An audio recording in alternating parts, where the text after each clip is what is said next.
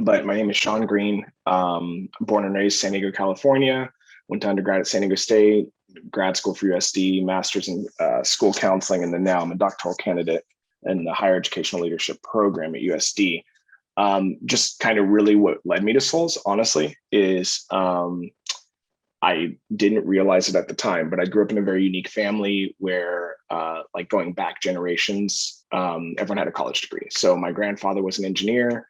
My grandmother worked at, she was a chemist, and we're talking, 30s and 40s, you did not see Black people doing those things. And so I assumed, and my parents too, my mother's a nurse, my dad's an engineer. I grew up, my parents put on professional clothing. They went to work, my dad wore a tie. And so I had really positive Black role models, period, not just male, but Black role models, period, in my life. And honestly, it took me till about high school till I realized that was not the norm. So it never occurred to me how important, role models in general were, but also specifically people who looked like me, role models. Like I can look at someone and go like, oh, you're just like me. I can do whatever you're doing, or I'm capable, I guess is a better way. So anyways, what led me to Souls was that when I realized that wasn't the norm, I started to think about how I could give back to my community, how I could be a positive role model. That was my goal. And education was the one place we all went. Every single one of us goes to the school system. I knew that I wanted to be in a leadership role. I wanted to be specifically in a visible leadership role. Again, going back to my goal to provide for others what was provided for me. I knew I didn't want to teach.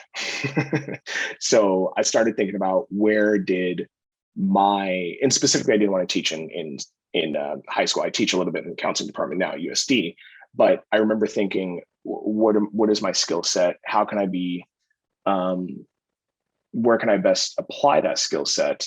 And I kept hearing, well, I think counseling would work. And I think counseling would work. And ever since high school, I was like psychology. So that's how I ended up in school counseling specifically. And then higher ed leadership was just really continuing on with that goal to be in a leadership role.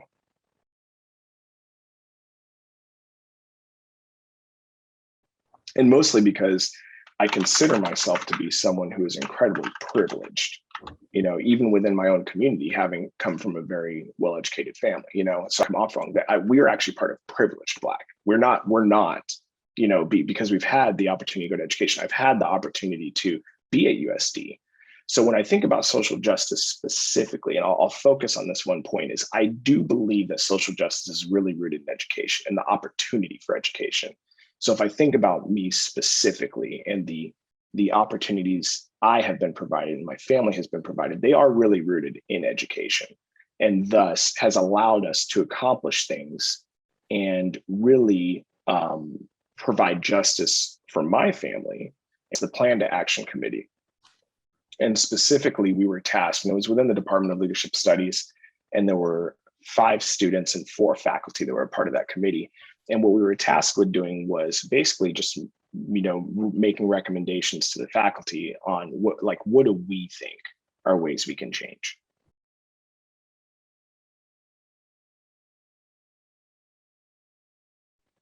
When I think of compassion specifically, what I think of is grace. And what I mean by that, and the reason why I'm changing kind of the word, is that we're in a pandemic right now, right?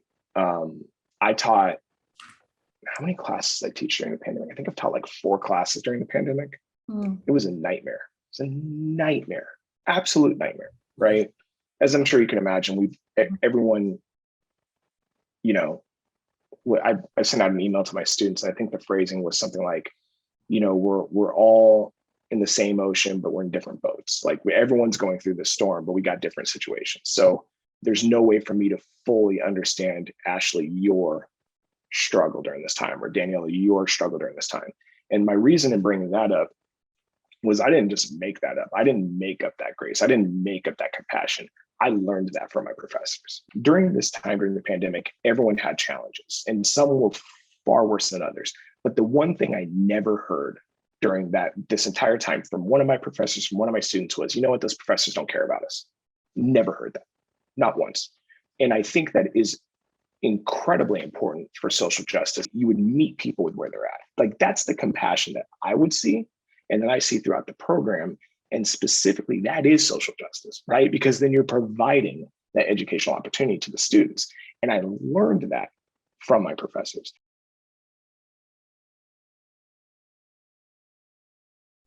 The first thing I would say is like, I mean, are you giving up? Because I'm not. I mean? Like, in other words, it's exhausting, but I don't get to be tired. Like you can't, like I would just say we can't get tired of the conversation. We just can't, because we can't let individuals outlast us in this change.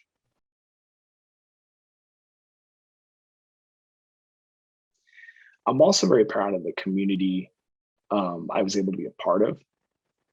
I met a lot of really cool, good people from drastically different backgrounds, And I think also, I've been really proud of seeing change, because it's a really hard thing to think about. And I don't know if that's really reflective on my time at Souls, but I do think it is, because I've been able to see some of that change in 10 years. Like I really have. Like things have changed, you know?